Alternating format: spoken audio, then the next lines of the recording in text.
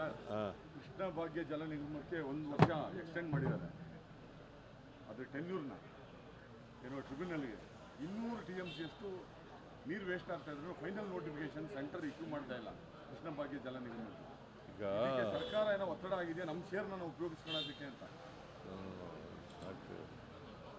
ಈಗ ಎಕ್ಸ್ಟೆಂಡ್ ಮಾಡಿರೋದು ಕೇಂದ್ರ ಸರ್ಕಾರ.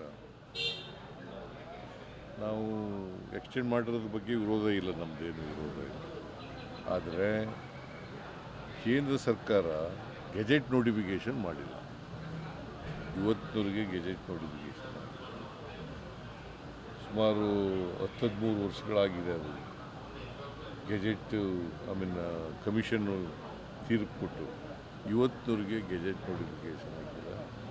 ಮತ್ತು ಪ್ರಶ್ನೆ ಇರ್ತಕ್ಕಂಥದ್ದು ಇಂಟರ್ಸ್ಟೇಟ್ ಡಿಸ್ಪ್ಯೂಟು ಆಂಧ್ರ ಮತ್ತು ತೆಲಂಗಾಣ ಅವ್ರಿಗಿರ್ತಕ್ಕಂಥದ್ದು.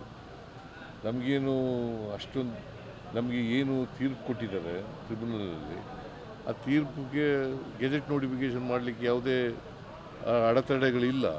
ಅದನ್ನು ಮಾಡ್ತಾ ಇಲ್ಲ.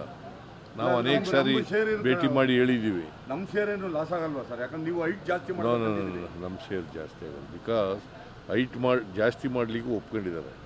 ಈಗ 519ರಿಂದ 524.262 ಮೀಟ್ರ್ವರೆಗೆ ಹೆಚ್ಚಿಸೋಕ್ಕೆ ಒಪ್ಕೊಂಡಿದ್ದಾರೆ.